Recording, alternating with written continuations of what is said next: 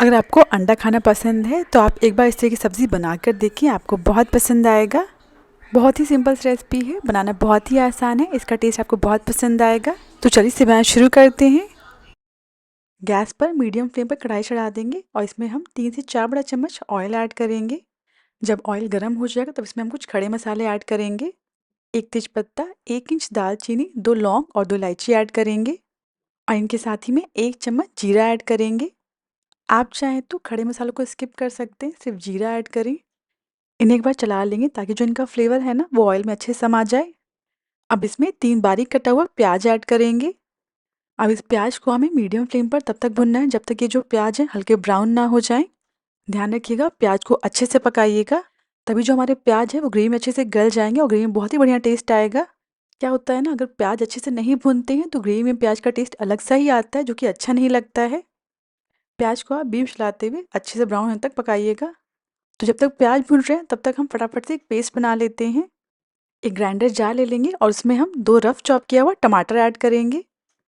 साथ ही में 1 इंच अदरक, 5 से 6 लहसुन, 3 हरी मिर्च की मात्रा अपने आप ज़्यादा कम कर ली और 5 काजू ऐड करेंगे। आप चाहें तो काजू की मात्रा को बढ़ा सकते हैं। काजू की वजह से जो हमारी ग्रेवी है ना बहुत ही बढ़िया गाढ़ी बनती है और ग्रेवी में बहुत ही बढ़िया रिच और क्रीमी टेस्ट आता है। अगर आप ज़्यादा मात्रा में काजू ले रहे हैं ना तो उन्हें थोड़ी देर के लिए पानी में भिगो दीजिएगा, जिससे जो काजू अच्छे से फूल जाते हैं और बहुत ही बढ़िया फाइन पिसते हैं। अब इन सभी को बिना पानी ऐड किए अच्छे से पीस लेंगे। इसी के साथ सारी चीज़ें अच्छे से पिस गई हैं, टमाटर का पेस्ट बिल्कुल रेडी है। चलिए फटाफट से प्याज को चेक कर लेते हैं। इसी के साथ जो प्याज हैं अच्छे से भुन गए हैं। ध्यान रखिएगा प्याज को पकाते समय बीच बीच ज़रूर चलाते रहिएगा। अब इसमें हम जो टमाटर का पेस्ट बनाया है उसे ऐड कर देंगे और साथ ही में स्वाद अनुसार नमक ऐड करेंगे, जिससे टमाटर हैं बहुत जल्दी पक जाएंगे।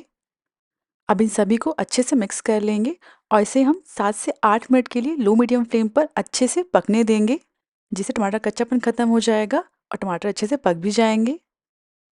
सारी चीज़ें अच्छे से मिक्स करने के बाद टमाटर अच्छे से पक जाएं, इसलिए इसे अब ढककर पकाएंगे। तो इसे हम 7 से 8 मिनट के लिए ढक देंगे। इसे ढके हुए लगभग 8 मिनट हो गए। अब ढक्कन हटा देंगे। ढकने के बाद भी बीच बीच में 1-2 बार ज़रूर चलाइएगा और ध्यान रखिएगा ये मिक्सचर तले से जले ना। अब इसमें हम कुछ खास मसाले ऐड करेंगे, जिससे इसका टेस्ट बहुत बहुत ज़्यादा बढ़ जाएगा।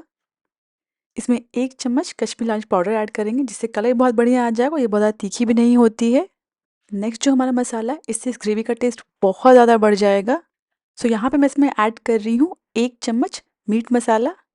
मीट मसाला आपको मार्केट में आसानी से मिल जाएगा। अगर आप बड़ा पैकेट नहीं लेना चाहते, इसके छोटे पैकेट भी आसानी से मिल जाते हैं। मीट मसाला ग्रेवी को एक अलग ही स्ट्रॉन्ग टेस्ट देता है। बच्चों के लिए बना रहे हैं तो आप मीट मसाले की मात्रा को थोड़ा कम कर सकते हैं। एक बार इस तरीके से बना कर देखिएगा, ये सिंपल सी अंडा करी बहुत ही अच्छी लगेगी और इससे स्मेल भी बहुत अच्छी आती है। अगर पास मीट मसाला नहीं है तो आप सिंपली इसमें धनिया पाउडर, जीरा पाउडर और थोड़ा सा गरम मसाला ऐड कर सकते हैं। सारे मसाले ग्रेवी के साथ अच्छे से मिक्स हो गए। इन्हें बस 1 मिनट के लिए हम लो फ्लेम पर अच्छे से पकने देंगे। सो हमारे मसाले अच्छे से पक गए। अब इसमें हम पानी ऐड करेंगे। सो आपको जैसी ग्रेवी चाहिए उस हिसाब से इसमें पानी ऐड करें। मैंने अभी इसमें 1 कप पानी ऐड किया है। आपको जैसी ग्रेवी चाहिए गाढ़ी या पतली, उस हिसाब से इसमें पानी ऐड करें। हमने इसमें काजू को पीस कर ऐड किया है, जिसकी वजह से जो ग्रेवी है थोड़ी सी गाढ़ी बनती है। सारी चीज़ें अच्छे से मिक्स हो गई। अब इसे हम 5 मिनट के लिए ढककर पकने देंगे। जब तक ग्रेवी पक रही तब तक हम आगे तैयारी कर लेते हैं। एक बोल में 2 अंडे तोड़कर ले लेंगे। इसमें स्वाद अनुसार नमक और चुटकी भर काली मिर्च का पाउडर ऐड करेंगे। आप काली मिर्च के पाउडर की जगह लाल मिर्च पाउडर ऐड कर सकते हैं। इन सारी चीज़ों को अच्छे से मिक्स कर लेंगे। अंडे को अच्छे से फेंट लेना है। आप चाहें तो इसमें बारीक कटी हुई हरी मिर्च ऐड कर सकते हैं, थोड़ी धनिया की पत्ती ऐड कर सकते हैं। सारी चीज़ें अच्छे से मिक्स हो गई हैं। नेक्स्ट गैस पर मीडियम फ्लेम पर एक पैन रख देंगे और इसमें 1 चम्मच ऑयल ऐड करेंगे। जब ऑयल का गर्म हो जाएगा तब इसमें हम फेंटा हुआ अंडा ऐड कर देंगे और अभी इसे 1 मिनट के लिए बिल्कुल टच मत करिएगा। इसे नीचे साइड से हल्का पकने दीजिएगा। यह नीचे साइड से हल्का पक गया है। अब इसे हम जेंटली इस तरीके से फोल्ड करेंगे। पैन को हल्का सा टेढ़ा कर दीजिएगा। बस जेंटली इस तरीके से अंडे को फोल्ड करते जाइएगा। ये अपने आप धीरे धीरे पकता जाएगा और आपस में चिपकते जाएंगे। ये बहुत ही आराम से रोल होते जाएंगे, आपस में साइड लेयर्स चिपकती जाएंगी। और इसी के साथ जो हमारा अंडे का मिक्सचर था बहुत ही आराम से इस तरीके से रोल हो गया है। अब गैस की फ्लेम को लो कर दीजिएगा और इसे धीरे धीरे पकने दीजिएगा ताकि यह अंदर तक अच्छे से पक जाए। अब बस मुश्किल से 1.5 से 2 मिनट लगेंगे और यह अंदर तक अच्छे से पक जाएगा। इसे अलटते पलटते हुए पकाइएगा ताकि दोनों साइड से अच्छे से पक जाए। और इसी के साथ हमारा ऑमलेट रोल बिल्कुल रेडी है। इसे हम पैन से निकाल लेंगे और बाकी के ऑमलेट रोल भी हम इसी तरह बनाकर रेडी कर लेंगे। सो मैंने यहाँ पर टोटल 2 रोल बनाए हैं। सो हमारे रोल्स बिल्कुल रेडी हैं।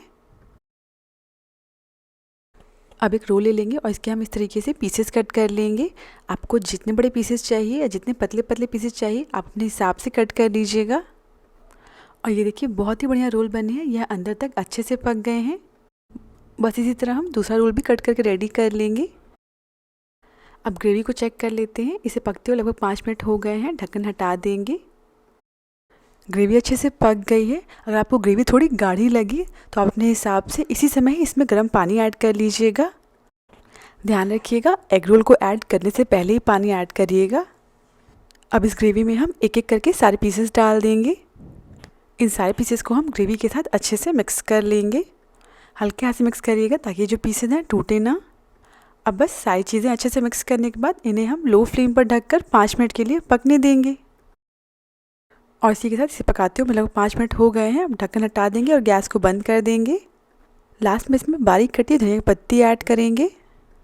हमने इसमें खड़े मसाले ऐड किए हैं, सो मैं इसमें गरम मसाला नहीं ऐड कर रही हूँ। अगर आप इसे थोड़ा और स्पाइसी बनाना चाहते हैं तो आप इसी समय ही इसमें आधा चम्मच गरम मसाला ऐड कर दीजिएगा और 1 मिनट के लिए पका लीजिएगा। और इसी के साथ हमारी करी बिल्कुल रेडी है। एक बार बनाकर देखिए, यह करी आपको बहुत पसंद आएगी। अगर आपको रेसिपी पसंद आई हो तो प्लीज़ मेरे चैनल को सब्सक्राइब करना ना भूलें।